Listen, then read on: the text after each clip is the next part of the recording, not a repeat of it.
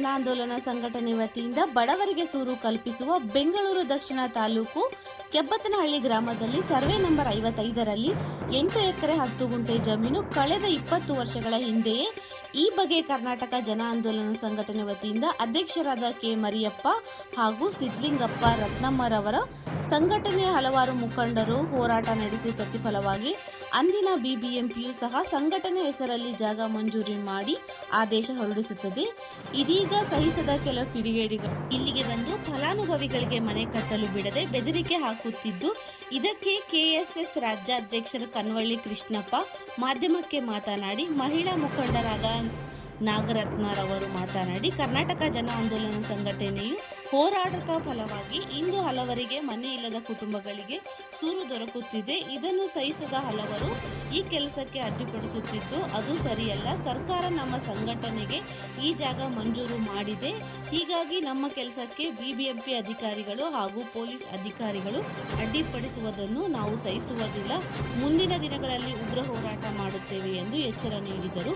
ಇದೇ ಸಂದರ್ಭದಲ್ಲಿ ಕರ್ನಾಟಕ ಜನ ಆಂದೋಲನ ಸಂಘಟನೆ ರಾಜ್ಯ ಅಧ್ಯಕ್ಷರಾದ ಕೆ ಮರಿಯಪ್ಪ, ಪ್ರಧಾನ ಕಾರ್ಯದರ್ಶಿ ಸಿದ್ಲಿಂಗಪ್ಪ, ಕೆಎಸ್ಎಸ್ ರಾಜ್ಯಾಧ್ಯಕ್ಷ ಕನ್ವಳ್ಳಿ ಕೃಷ್ಣಪ್ಪ, ರತ್ನಮ್ಮ, ನಾಗಮಣಿ, ಯಲ್ಲೇಶ್, ಉಮೇಶ್, ಉದಯ್ ಮುಖಂಡರಾದಂತೆ ಹಲವರು ನಿವಾಸಿಗಳು ಸೇರಿ ಉಪಸ್ಥಿತರಿದ್ದರು.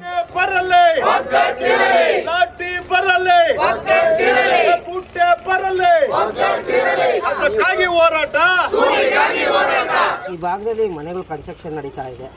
ಇವತ್ತು ದಕ್ಷಿಣ ವಿಧಾನಸಭಾ ಕ್ಷೇತ್ರಕ್ಕೆ ಸೇರುತ್ತೆ. ಏನು ಸರಿ ಇವತ್ತು ಕರ್ನಾಟಕ ಜನಾಂದೋಲನ ಸಂಘಟನೆ KGS ಕರ್ನಾಟಕ ಜನಾಂದೋಲನ ಸಂಘಟನೆ ಅಧ್ಯಕ್ಷರು ಮರಿಯಪ್ಪ ಅವರ ನೇತೃತ್ವದಲ್ಲಿ ಆಗಿನಿಂದಲೂ ಶತಾಗತಾಯವಾಗಿ ಹೋರಾಟ ಮಾಡ್ಕೊಂಡು ಬಂದಿದ್ದಕ್ಕೆ 2012ರಲ್ಲಿ ಮಂಜೂರಾಗುತ್ತೆ ಈ ಭೂಮಿ. ರಾಜೀವ್ ಗಾಂಧಿ ಆಶ್ರಯ ವಸತಿ. ಆಮೇಲೆ 2014ರಲ್ಲಿ BBMPಗೆ ಹಸ್ತಾಂತರ ಆಗುತ್ತೆ. BBMP ಹಸ್ತಾಂತರ ಆದಮೇಲೆ 8,02,00,000 BBMP ಅವರಿಗೆ ಸ್ಯಾಂಕ್ಷನ್ ಆಗುತ್ತೆ. ಏನಕ್ಕೆ ಅಂದರೆ ಈ ಭೂಮಿ ಸಮ ಮಾಡಿ ಪ್ಲಾನಲ್ಲಿ ಆಗಿರುತ್ತೆ, ಎಲ್ಲ ಸಮ ಮಾಡಿ ಅವ್ರವ್ರಿಗೆ ಮನೆ ಕಟ್ಕೊಳ್ಳೋದಕ್ಕೆ ವ್ಯವಸ್ಥೆ ಮಾಡಿಕೊಡಿ ಅಂತ. ಅವ್ರೇನು ಸಮ ಮಾಡ್ದಿರಾ ಅದು ಹರಾಜು ಕೂಗ್ದಿರಾ ಅದು ಬೇರೆದಕ್ಕೆ ಬಳಸ್ಕೊಂಡಿರ್ತಾರೆ. ಈ ಒಂದು ಸಂಘಟನೆ ಕಾರ್ಯದರ್ಶಿ ಆದಂಥ ಸಿದ್ಲಿಂಗಪ್ಪ ಅವ್ರ ನೇತೃತ್ವದಲ್ಲಿ ತುಂಬ ಶತಾಗತಾಯವಾಗಿ ಹೋರಾಟದಿಂದ ಇವತ್ತು ಈ ಭೂಮಿ ಉಳಿದಿದೆ. ಆದ್ದರಿಂದ ಆ 8 ಕೋಟಿ ಚಿಲ್ಲರೆ ಸ್ಯಾಂಕ್ಷನ್ ಆಗದಿರ ಇದ್ರೂ ಇವತ್ತೆಲ್ಲ ಹೆಣ್ಣುಮಕ್ಕಳು ಸ್ವಲ್ಪ ಹಣ ಹಾಕಿ ಇವತ್ತೆಲ್ಲ ಅಷ್ಟು ಎತ್ತರ 20 ಅಡಿ ಎತ್ತರ ಇದ್ದಿದ್ದ ಮಣ್ಣನ್ನು ಇವತ್ತು ತೆರವುಗೊಳಿಸಿ ಮಟ್ಟ ಮಾಡಿ ಇಟಾಚಿ JCB ಎಲ್ಲ ಬಿಟ್ಟು ರಾತ್ರಿ ಹಗಲು ಕೆಲಸ ಮಾಡಿ ಇವತ್ತು 20ಕ್ಕೆ 30 ಸರ್ಕಾರ ಆದೇಶ ಮಾಡಿರೋದು.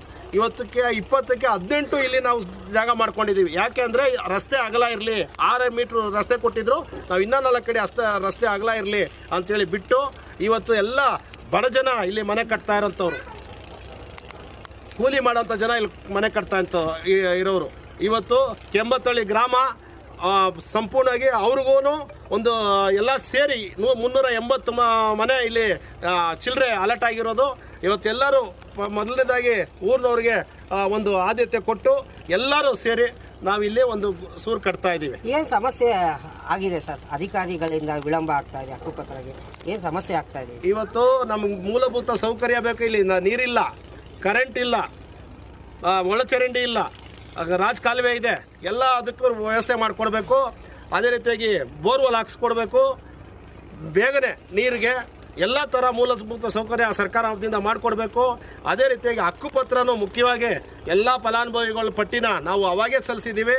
ಇವತ್ತು ಹೊಸದಾಗಿ ಏನು ಅದನ್ನು ರೆಡಿ ಮಾಡಿ ಯಾವ ರೀತಿ BBMP ಅಧಿಕಾರಿಗಳು ಕೊಡ್ತಾರೆ ಅಂಥೇಳಿ ಅದನ್ನು ನೋಡಿಸಿ ಆ ರೀತಿಯಾಗಿ ಪ್ರತಿಯೊಬ್ಬರಿಗೂ ಹಕ್ಕುಪತ್ರನೂ ಸಿಕ್ಕಬೇಕು, ಎಲ್ಲ ರೀತಿಯಾದ ಮೂಲಭೂತ ಸೌಕರ್ಯ ಸಿಕ್ಕಬೇಕು ಅಂತ ಈ ಸಂದರ್ಭದಲ್ಲಿ ಒತ್ತಾಯ ಮಾಡ್ತೀನಿ. ಅದೇ ರೀತಿಯಾಗಿ ಇನ್ನು ನಮ್ಮ ಅಣ್ಣ ತಮ್ಮದಿರೇ ಆದರೆ ಬೇರೆ ಬೇರೆ ಸಂಘಟನೆಗಳು ಇವತ್ತೊಂದು ದಿವಸ KGS ಸಂಘಟನೆಗೆ ಆಗಿರುವಂಥದ್ದನ್ನು ಇವಾಗ ನಮಗೆ ಕೊಡ್ದಿರ ಇದ್ದರೆ ನಾವು ಈ ರೀತಿ ಅಂತ ಅಧಿಕಾರಿಗಳಿಗೆ ದಿಕ್ಕು ತಪ್ಪಿಸುವಂಥ ಕೆಲಸ.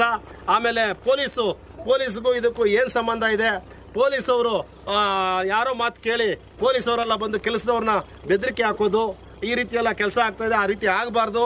ಇಲ್ಲಿ ಅಡಿಗೆ ಆಗಿದೆ, ಊಟ ಮಾಡೋಂಥ ಸಮಯದಲ್ಲಿ ಮಣ್ಣು ಹಾಕುವಂಥ ಕೆಲಸ ಮಾಡಬೇಡ್ರಿ. ಅದೇ ರೀತಿಯಾಗಿ ಬೆಳೆ ಬೆಳೆದಿದೆ, ಬೆಳೆ ಕುಯ್ಯೋಣ ಅಂತ ಎಲ್ಲ ಬಂದಾಗ ಅದಕ್ಕೆ ಬೆಂಕಿ ಕೆಲಸ ಮಾಡಬೇಡ್ರಿ. ಎಲ್ಲರೂ ಸಮಾಧಾನದಿಂದ ಸಂತೋಷದಿಂದ ಎಲ್ಲರೂ ಬಾಬಾ ಸಾಹೇಬ್ ಅಂಬೇಡ್ಕರ್ ಒಂದು ಆಲದ ಮರದ ಕೆಳಗಡೆ ಎಲ್ಲರೂ ನಾವು ಒಂದೇ ತಾಯಿ ಮಕ್ಕಳಾಗಿ ಹೋಗೋಣ ಅಂತ ಈ ಸಂದರ್ಭದಲ್ಲಿ ಹೇಳಕ್ಕೆ ಇಷ್ಟಪಡ್ತೀನಿ. ಅದಕ್ಕೆ ಮುಂದಕ್ಕೆ ಏನಾದ್ರು ಇದೇ ರೀತಿಯಾಗಿ ಇದಾಗೋಯ್ತಂದ್ರೆ ನಾವು ಉಗ್ರವಾದ ಹೋರಾಟನ ಮಾಡಬೇಕಾಗುತ್ತೆ. ಸರ್, ಈಗ ಸರ್ಕಾರ ಸಹ ಆದೇಶ ನೀಡಿದೆ. ಇವತ್ತು ಎಲ್ಲೋ ಭೂಗಳರು ಮತ್ತೆ ಆದ್ರೂ ಹಕ್ಕುಪತ್ರ ಕೊಡಬೇಕು ಏನೋ ಒಂದು ಭೀತಿ. ಸರ್, ಖಂಡಿತ ಇದು ಒಕ್ಕಲೆಬ್ಸೋದಕ್ಕೆ ಸಾಧ್ಯ ಇಲ್ಲ. ಯಾಕೆಂತಂದ್ರೆ ನಾವು ಯಾವುದೋ ಜಮೀನಲ್ಲಿ ಹೋಗಿ ಸರ್ಕಾರ ಒಂದು ಏನು ಸರ್ಕಾರಕ್ಕೆ ಅನುಕೂಲ ಆಗಬೇಕಾಗಿರುವಂತ ಜಮೀನು ನಾವೇನು ಹೋಗ್ಲಿಲ್ಲ. ನಮಗೆ 2012ರಲ್ಲೇ ಮಂಜೂರಾಗಿರುವಂತದ್ದು KJS ಸಂಘಟನೆಗೆ ಮಂಜೂರಾಗಿದೆ. ನೀವು ಬೇಕಾದ್ರೆ ದಾಖಲಾತಿಗಳನ್ನೆಲ್ಲ ನೀವು ಪರಿಶೀಲನೆ ಮಾಡ್ಕೊಳ್ಬಹುದು. ಅದ್ರ ಜೊತೆಗೆ ಏನಾಯ್ತು, BBMPಗೆ ಹಸ್ತಾಂತರ ಮಾಡಿದ್ರು 2012ನೇ ಇಸ್ವಿಯಲ್ಲಿ. ನಮ್ಮ ಕೃಷ್ಣಪ್ಪ ಸರ್ ಅವರು ಹೇಳಿದಾಗ 8 ಕೋಟಿ 2 ಲಕ್ಷ ನಮಗೆ ಸ್ಯಾಂಕ್ಷನ್ ಆಯ್ತು. ಆ ಹಣನೂ BBMP ಅವರು ತಿಂದಾಕಿದ್ದಾರೆ. ಹಾಗಿದ್ದಾಗ ಕೋವಿಡ್ ಬಂತು, ಕೊರೋನಾದಲ್ಲಿ ನಾವಿದ್ದಂಥ ಪಟ್ಟಿಗಳು ಅವ್ರು ಎಷ್ಟೋ ಜನ ಸತ್ತೋದ್ರು. ಈಗ ನಾವೇನ್ ಮಾಡಬೇಕು? ಇವರು ನಮಗೆ ಸೈಟ್ ಕೊಡೋವರೆಗೂ ನಾವು ಇರ್ತೀವೋ ಇಲ್ವೋ ಗೊತ್ತಿಲ್ಲ, ಎಷ್ಟು ಜನ ಇರ್ತಾರೋ ಇಲ್ವೋ ಗೊತ್ತಿಲ್ಲ, ಸತ್ತೋಗ್ತಾರೆ. ಅದಕ್ಕೇನ್ ಮಾಡಿದ್ವಿ ನಾವು? ಮನೆ ಮಠ ಇಲ್ಲದೆ ಇರೋಂಥವ್ರು ಎಷ್ಟೋ ನಿರ್ಗತಿಕರು ಬಡವರು ಹೆಣ್ಮಕ್ಳು ಏನ್ ಮಾಡಿದ್ವಿ, ನಾವೇ ಸ್ವಲ್ಪ ಸ್ವಲ್ಪ ದುಡ್ಡು ಹಾಕೊಂಡ್ವಿ. ಈ ಜಮೀನು ಸುಮಾರು 20-30 ಅಡಿಗಳಷ್ಟು ಆಳ ಇತ್ತು, ಅದನ್ನ ನಾವು ಮುಚ್ಚಿ ಅದನ್ನೆಲ್ಲ ಕ್ಲೀನ್ ಮಾಡ್ಕೊಂಡಿದ್ದೀವಿ. ಈಗ ಕ್ಲೀನ್ ಮಾಡ್ಕೊಳ್ತಾ ಇದೀವಿ. 20-25 ವರ್ಷಗಳಿಂದ ಹೋರಾಟ ಮಾಡ್ಕೊಂಡು ಬರ್ತಾ ಇದ್ದೀವಿ. ಆಗ ಇಲ್ಲದೆ ಇರುವಂತ ಸಂಘಟನೆಗಳು, ಆಗ ಇಲ್ಲದೆ ಇರುವಂತ ಕಿಡಿಗೇಡಿಗಳು ಈಗ ನಾವು ಸಮ ಮಾಡಿದ ತಕ್ಷಣ ಯಾಕೆ ಬರ್ತಾರೆ? ಇದಕ್ಕೆ ನಮ್ಗೆ ಉತ್ತರ ಬೇಕಲ್ವಾ? ಇದನ್ನ ಕೇಳೋದಕ್ಕೆ ಅಧಿಕಾರ ಯಾರಿಗಿದೆ? ಇಲ್ಲಿ ಬಡಬಗ್ರು ಇದ್ದಾರೆ. ನಾವು ಬಡಬಗ್ರು ಏನ್ ಮಾಡ್ತಾ ಇದ್ದೀವಿ? ನಾವೇ ಅದನ್ನ ನಮ್ಮದೇ ದುಡ್ಡು ಹಾಕೊಂಡು ನಾವು ಕೆಲಸ ಮಾಡಿ ನಮಗೇನು ಕೊಟ್ಟಿದ್ದಾರೆ ಒಂದು 20-30 ಆ ಜಾಗದಲ್ಲಿ ನಾವು ಮನೆಗಳು ನಿರ್ಮಾಣ ಮಾಡ್ಕೊಳ್ಳೋಣ ಅಂತ ನಾವು ಮಾಡ್ತಾ ಇದ್ರೆ, ಕೆಲಸ ಮಾಡ್ತಾ ಇದ್ರೆ ಯಾರೋ ಬರೋದು ಬ್ಲಾಕ್ ಮೇಲ್ ಮಾಡೋದ? ಇದು ಬ್ಲಾಕ್ ಮೇಲ್ ತಂತ್ರನ ಇದು? ನಮ್ಗೊಂದು 10 ಸೈಟ್ ಕೊಡ್ಲಿಲ್ಲ ಅಂತಂದ್ರೆ ನಾವಲ್ಲಿ ಡೆಮಾಲೇಷನ್ ಮಾಡ್ತೀವಿ. ನಾವೇನು ಎದುರ್ಕೊಂಡ್ಬಿಡ್ತೀವ? ಅದಕ್ಕೆಲ್ಲ ಜಗ್ಗದು ಬಗ್ಗದು ನಮ್ಮ ಜಾಯಮಾನದಲ್ಲೇ ಇಲ್ಲ. ನಾವು ಹೋರಾಟಗಾರರೇ, ಹುಟ್ಟು ಹೋರಾಟಗಾರರೇ. ಎಲ್ಲಿ ತನಕ ಬೇಕಾದ್ರೂ ಹೋರಾಟಗಳನ್ನ ಮಾಡ್ತೀವಿ. ಸರ್ಕಾರಕ್ಕೆ ಮುಟ್ಸೋವರೆಗೂ ಹೋರಾಟಗಳನ್ನ ಮಾಡ್ತೀವಿ. ಯಾರು ನೀವು ಕಿಡಿಗೇಡಿಗಳು ಬಂದು ಇಲ್ಲಿ ಬೆದರಿಕೆ ಮಾಡ್ತೀರಿ? ಬನ್ನಿ, ಈಗ ಯಾರು ಇಲ್ಲದೆ ಇರೋವಾಗೆಲ್ಲ ಬರೋದು 6 ಗಂಟೆ 7 ಗಂಟೆಯಲ್ಲೆಲ್ಲ ಮಫ್ತಿಲಿ ಪೊಲೀಸ್ ಅವ್ರನ್ನ ಕರ್ಕೊಂಬರೋದಲ್ಲ. ಪೊಲೀಸ್ ಅವ್ರಿಗೂ ಸಿವಿಲ್ ಮ್ಯಾಟ್ರಿಗೆ ಏನಿದೆ ಸರ್ ಸಂಬಂಧ? ಏನಿದೆ? ಪೊಲೀಸ್ ಅವ್ರು ಯಾಕೆ ಬರಬೇಕು? ಗಲಾಟೆ ಆದ್ರೆ ಬರಬೇಕು ಅಲ್ವಾ? ಏನಕ್ಕೆ ಬರ್ತಾರೆ ಪೊಲೀಸ್ ಅವರು? ನಾವು ಕಂಪ್ಲೇಂಟ್ ಮಾಡಿದೀವ? ಇಲ್ಲ ಬೇರೆಯವ್ರು ಯಾರಾದ್ರೂ ಕಂಪ್ಲೇಂಟ್ ಮಾಡಿದಾರಾ ಇಲ್ಲಿ ಗಲಾಟೆ ಆಗ್ತಾ ಇದೆ ಅಂತ? ಏನಕ್ಕೆ ಸರ್ ಬರ್ತಾರೆ? ಇದರಲ್ಲಿ ಯಾರು ಕಷ್ಟಪಟ್ಟಂತ, ಯಾರೋ ಅನುಕೂಲವಾಗಿರುವಂಥವ್ರು, ಯಾರೋ ಪೊಲೀಸ್ ಅವರು ಸಮೇತ ಯಾರೋ ಒಬ್ಬರೋ ಇಬ್ಬರೋ ನಿರ್ಗತಿಕರು, ಅವರು ಏನು ಇಲ್ಲದೆ ಇರೋರು ಮನೆಗಳು ಕಟ್ಕೊಳ್ತಾ ಇದ್ದಾರೆ. ಸುಮ್ಮನೆ ಕೊಟ್ಟಿದ್ದೀವಿ ಸೈಟ್ ಅವ್ರಿಗಳ್ಗೂ. ಹಂಗಿದ್ದವಾಗ ಕಿಡಿಗೇಡಿಗಳು ಮಾತು ಕೇಳ್ಕೊಂಡು ಅಧಿಕಾರಿಗಳು ಯಾರು ಬರ್ತಾರೆ? ಈಗ ನೀವು ಮೀಡಿಯಾದವರು, ನೀವು ಎಷ್ಟೊತ್ತಿಗೆ ಬರೋದಕ್ಕೂ ನಿಮಗೆ ಪರ್ಮಿಷನ್ ಇದೆ. ಒಬ್ಬ ಅಧಿಕಾರಿ BBMP ಆಗಿರ್ಬೋದು, ಪೊಲೀಸ್ ಅವ್ರಿಗೂ ಬರೋ ಅಂತ ಅಧಿಕಾರ ಇದೆ. BBMP ಅಧಿಕಾರಿಗಳು 6 ಗಂಟೆ 7 ಗಂಟೆ ಮೇಲೆ ಡ್ಯೂಟಿ ಮಾಡ್ತಾರಾ? ಇದಕ್ಕೆ ಆನ್ಸರ್ ಬೇಕಲ್ಲ ನಮಗೆ. ಯಾರು ಅವರೆಲ್ಲ? ಮತ್ತೆ ಇದೆಲ್ಲ ಕೇಳಿಕೆ ಮಾತುಗಳು ಮಾತಾಡ್ಕೊಂಡು ನಮ್ಮನ್ನು ಬ್ಲ್ಯಾಕ್ ಮೇಲ್ ಮಾಡಕ್ ಬರೋದಾ? ಇಲ್ಲಿ ನಾವು ಕಷ್ಟಪಟ್ಟು ದುಡಿದು ಇದನ್ನ ನಾವು ಪಡ್ಕೊಂಡಿದ್ದೀವಿ 20 ವರ್ಷಗಳು.